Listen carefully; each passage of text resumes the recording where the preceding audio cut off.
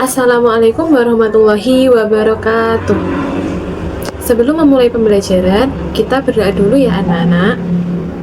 Berdoa mulai. Bismillahirrahmanirrahim. Ibu akan melakukan presentasi terlebih dahulu. Ayu, Haikal. Baik, semua hadir ya. Sebelum memulai pembelajaran, Ibu meminta kalian duduk yang rapi dan memperhatikan ibu ya. Tadi kalian sebelum berangkat sekolah sarapan dengan apa anak-anak? Hari ini ibu akan memberikan kalian materi tentang pemenuhan kebutuhan gizi untuk mendukung pertumbuhan dan perkembangan tubuh. Adapun tujuan pembelajaran hari ini yaitu yang pertama, peserta didik memahami makanan yang cukup gizi. Yang kedua, peserta didik memahami upaya pemenuhan kebutuhan gizi dalam tubuh manusia. Yang ketiga, peserta didik memahami kebutuhan gizi dalam proses pertumbuhan manusia. Dengan mempelajari materi itu, kalian bisa memilah dan memilih makanan apa saja yang dibutuhkan untuk tubuh dan yang tidak dibutuhkan oleh tubuh. Apakah makanan yang kamu konsumsi setiap hari itu sudah mengandung gizi yang cukup? Sekarang coba kalian pikirkan, apakah makanan favoritmu telah memenuhi kebutuhan gizi harianmu? Apakah dengan memenuhi gizi harian itu dapat mengoptimalkan proses pertumbuhan pada manusia? Anak-anak, sekarang coba kalian perhatikan gambar ini. Ini gambar apa anak-anak? Iya betul, ini gambar berbagai jenis makanan sehat dan makanan cepat saji. Coba kalian perhatikan gambar makanan mana yang merupakan jenis makanan yang bergizi. Bagaimana cara membedakan yang dapat memenuhi kebutuhan gizi tubuh? Mengapa kebutuhan gizi harus dipenuhi agar pertumbuhan berlangsung optimal? Baik, Ibu akan menjelaskannya ya, agar kalian lebih paham mengenai makanan bergizi yang mendukung pertumbuhan dan perkembangan tubuh. Gizi adalah zat yang dibutuhkan tubuh untuk tumbuh, berkembang, dan beraktivitas. Keseimbangan gizi penting agar tubuh tetap sehat dan bugar. Makanan yang cukup gizi adalah kunci untuk menjaga kesehatan tubuhmu. Makanan yang kamu konsumsi sebaiknya mencakup berbagai jenis makanan sehat. Contohnya, karbohidrat kompleks seperti nasi merah atau roti gandum adalah sumber energi. Berbagai jenis protein seperti daging tanpa lemak, ikan, tahu, atau kacang-kacangan baik untuk dikonsumsi. Tak lupa konsumsi sayur hijau serta buah-buah segar. Beberapa aspek yang ditunjang oleh status gizi adalah menghasilkan energi, membantu pertumbuhan, memperbaiki jaringan, menjaga daya tahan tubuh, mendukung perkembangan otak. Selain itu, sistem kekebalan tubuh atau imunitas sebagai energi dalam aktivitas serta kesehatan dan menjaga dari penyakit. Kamu perlu memilih makanan dan minuman yang perlu kamu konsumsi. Pemilihan makanan bukan hanya soal cita rasa, tapi juga kandungan nutrisi dalam makanan tersebut. Hal tersebut dapat memberikan energi bagimu untuk menjalani aktivitas sehari-hari. Kebutuhan gizi harian merupakan aspek penting dalam menjaga kesehatan tubuh dan kualitas hidup. Setiap individu memerlukan asupan nutrisi yang cukup dan seimbang. Nutrisi yang dibutuhkan seperti karbohidrat, protein, lemak, vitamin, dan mineral. Semua itu untuk mendukung fungsi tubuh agar optimal. Zat gizi. Yang pertama ada karbohidrat, merupakan sumber energi seperti nasi, jagung, kentang. Yang kedua ada protein, untuk membentuk otot dan jaringan. Contohnya seperti telur, ikan, ayam, tahu, tempe. Yang ketiga ada lemak, merupakan cadangan energi seperti alpukat, kacang. Selanjutnya ada vitamin untuk menjaga kesehatan seperti buah dan sayur. Selanjutnya ada mineral, untuk membentuk tulang dan gigi seperti susu dan bayam. Selanjutnya ada air, menjaga keseimbangan tubuh seperti air putih. Selanjutnya upaya pemenuhan gizi. Agar tubuh sehat, kebutuhan gizi dipenuhi melalui pola makan yang baik. Yang pertama, sarapan. Sarapan penting untuk memberikan energi sebelum beraktivitas. Menu sarapan harus bergizi seimbang, mengandung karbohidrat, protein, vitamin, dan mineral. Contoh menu sarapan sehat seperti bubur ayam dengan sayuran, roti gandum dengan selai, buah dan buah potong, telur rebus, singkong rebus atau ubi rebus, susu, dan jus buah segar. Yang kedua, makan siang. Makan siang berfungsi mengganti energi yang telah digunakan sejak pagi. Sebaiknya membawa bekal dari rumah agar lebih sehat dan higienis. Menu makan siang harus lengkap, terdiri atas karbohidrat seperti nasi atau kentang. Lalu protein seperti ayam, ikan, telur, tahu, tempe. Lalu sayuran, buah, air putih, susu, atau jus buah. Hindari makanan dan minuman tinggi gula, serta pilih minuman yang sehat. Yang ketiga, makan malam. Makan malam sebaiknya bergizi, seimbang dengan porsi yang tidak berlebihan.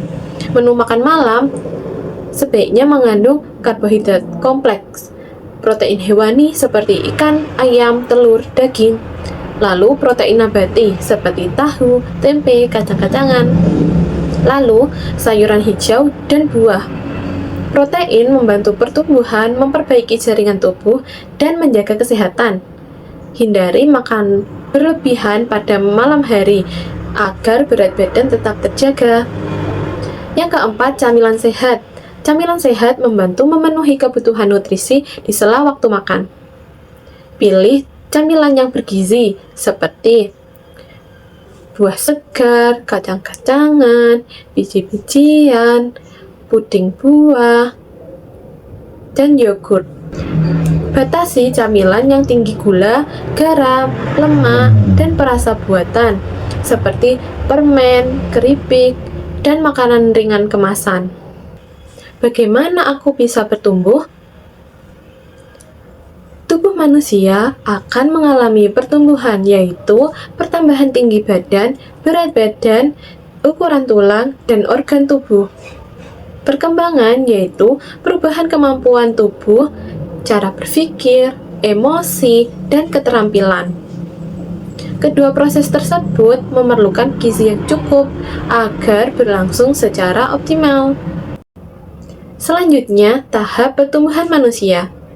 Manusia mengalami pertumbuhan dan perkembangan secara bertahap, yaitu yang pertama, embrio, janin dan bayi, yaitu berkembang di dalam rahim hingga lahir sampai bayi. Yang kedua, balita, umur 0 sampai 5 tahun, yaitu pertumbuhan sangat cepat, belajar berjalan, berbicara, dan mandiri. Yang ketiga, anak-anak, umur 6 sampai 10 tahun, yaitu tubuh terus bertumbuh, aktif, belajar, dan memiliki rasa ingin tahu tinggi. Yang keempat, ada remaja, 10 sampai 17 tahun, yaitu mulai mengalami pubertas dan perubahan fisik, emosi, jalan, berbicara, dan mandiri. Yang ketiga, anak-anak, umur 6 sampai 10 tahun, yaitu tubuh terus bertumbuh, aktif, belajar, dan memiliki rasa ingin tahu tinggi. Yang keempat, ada remaja, 10 sampai 17 tahun, yaitu mulai mengalami pubertas dan perubahan fisik, emosi, serta sosial. Yang kelima, dewasa, 17 sampai 50, yaitu pertumbuhan tubuh berhenti, kemampuan berpikir dan bertanggung jawab meningkat. Yang keenam, manula, lebih dari 50 tahun, yaitu fungsi tubuh mulai menurun, seperti pendengaran berkurang dan gerak melambat. Selanjutnya, masa pubertas. Pubertas adalah masa peralihan dari anak-anak menuju dewasa yang ditandai dengan kematangan organ reproduksi serta perubahan fisik, emosi, dan sosial. Perubahan yang terjadi dari segi fisik laki-laki yaitu suara membesar, tumbuh jakun dan rambut, mengalami mimpi basah. Kalau dari perempuan yaitu menstruasi, payudara membesar, pinggul melebar, suara lebih lembut. Kalau dari segi emosi, itu suasana hati mudah berubah, lebih memperhatikan penampilan, ingin mencoba hal-hal baru, dan diperhatikan orang lain. Kalau dari segi sosial, yaitu ingin diterima teman sebaya, mulai mandiri dalam mengambil keputusan, kadang-kadang berbeda pendapat dengan orang tua. Baik, selanjutnya ibu akan membagi kalian menjadi 4 kelompok. Ini ibu mempunyai LKPD untuk kalian kerjakan secara kelompok ya. Untuk waktu pengerjaannya, ibu kasih waktu 15 menit. Setelah kalian selesai, silahkan dipresentasikan di depan ya. Bagaimana anak-anak? Apakah ada yang ingin ditanyakan? Iya, betul. Ini silahkan kalian kelompokkan gambar makanan tersebut berdasarkan jenis zat gizinya. Apakah ada yang masih bingung?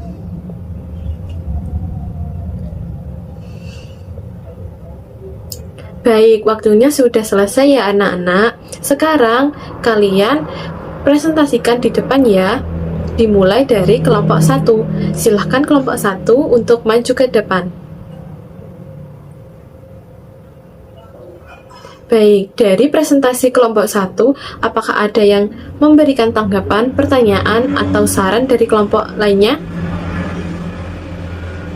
Baik, jika tidak ada, kita lanjutkan ke kelompok 2.